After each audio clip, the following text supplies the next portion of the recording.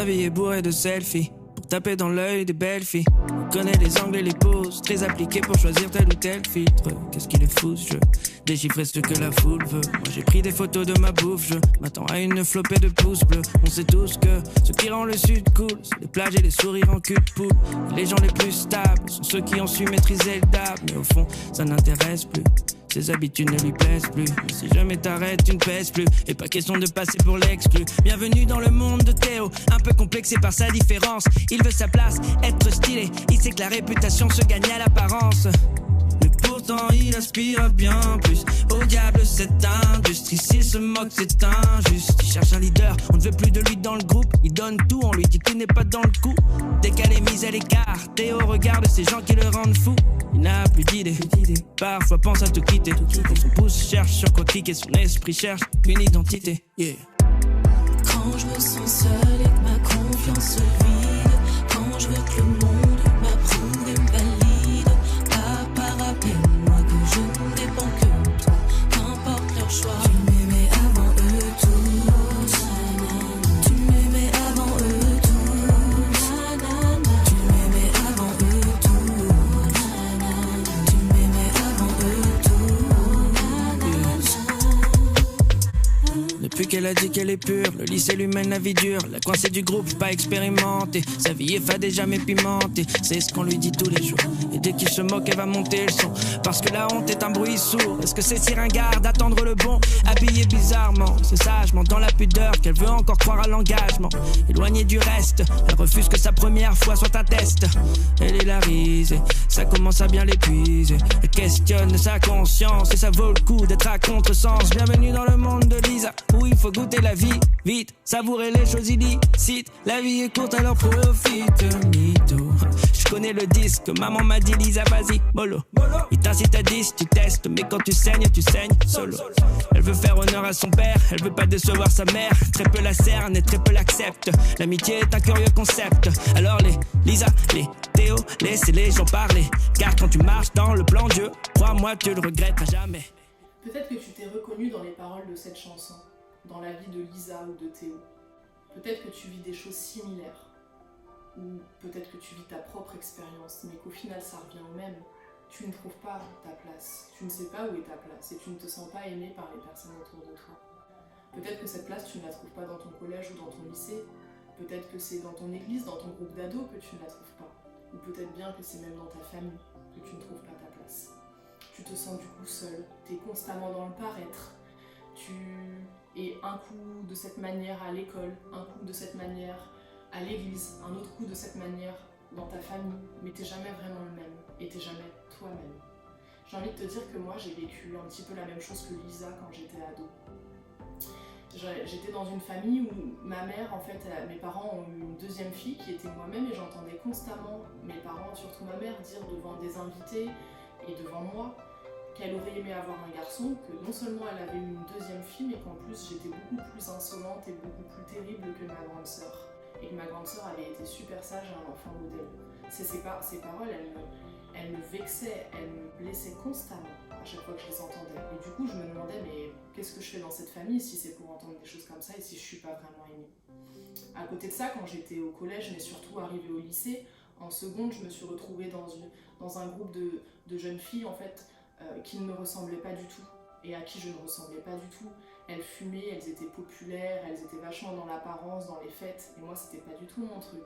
Mais j'avais l'impression que je devais rester avec elles pour pouvoir faire ma place dans ce lycée et pour pouvoir, entre guillemets, avoir un nom, mais je n'étais pas à ma place. Ce n'était pas moi, ça me ressemblait pas. Et du coup j'étais dans le paraître. J'ai envie de te dire que si tu vis la même chose, j'ai envie de te rappeler deux choses. Que Jésus, il t'a créé. Donc si tu es là aujourd'hui, si tu existes, c'est qu'il t'a voulu, il t'a désiré. Donc déjà, sache que tu as été désiré, tu as été voulu, tu as été aimé.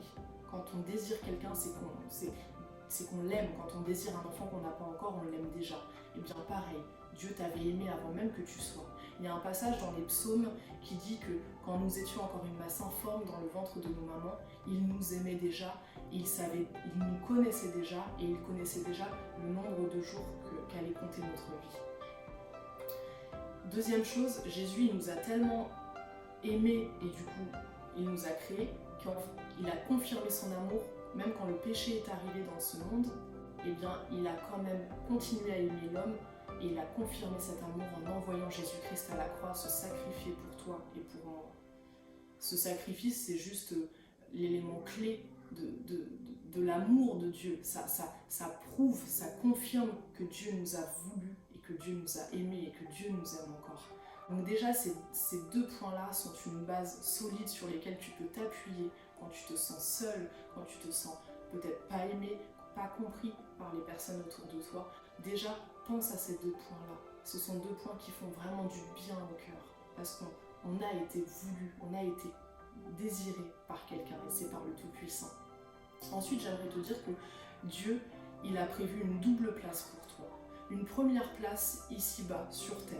Il a des projets pour toi, des super projets de bonheur. Ça ne veut pas dire que tu ne vivras pas des difficultés, mais il a des projets pour toi. Il fera tomber les barrières. Il fera en sorte que ce que tu vis là, dans ton cœur intérieurement, peut-être le fait de ne pas trouver ta place à un endroit de ta vie, et bien que ce ne soit plus le cas. Et oui, si tu deviens enfant de Dieu, si tu acceptes Jésus dans ton cœur, et si c'est déjà fait, en tout cas, il faut que tu comprennes cette réalité, c'est que Dieu a une place pour toi sur cette terre. Il a quelque chose de prévu pour toi. C'est certain, il a quelque chose de prévu pour toi. Peut-être auquel tu ne t'attends pas, peut-être auquel tu n'imaginerais même pas, mais il a quelque chose pour toi. Deuxièmement, le Seigneur a également une place pour toi au ciel. Une deuxième place au ciel. Donc ça c'est génial parce que non seulement il a une place pour toi sur terre là aujourd'hui pour le présent et pour ton avenir sur terre, mais en plus il a une place pour toi au ciel. En fait il t'aime tellement qu'il n'imaginait pas le ciel sans toi à ses côtés. Il veut que tu sois au ciel avec lui. Il a déjà prévu une place pour toi.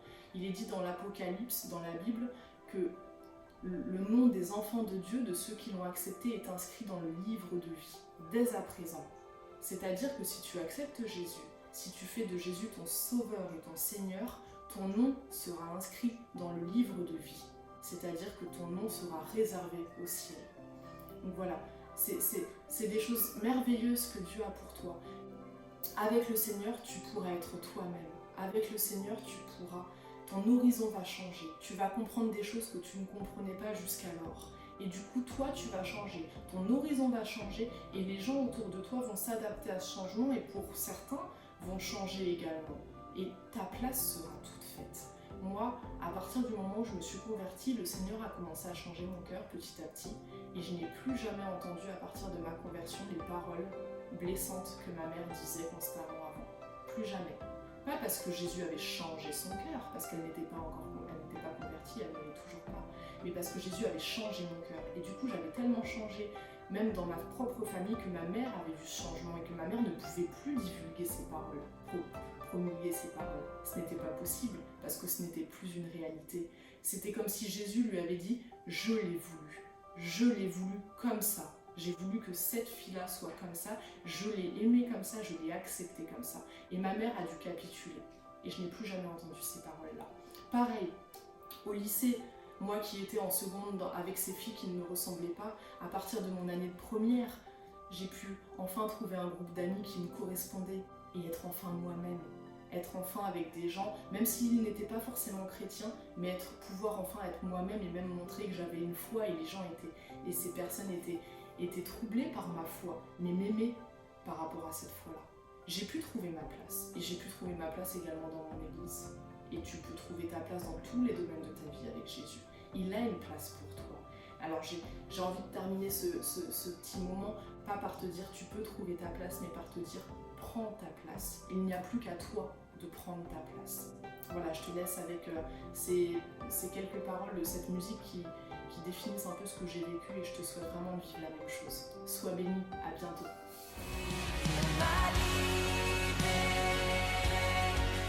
Nada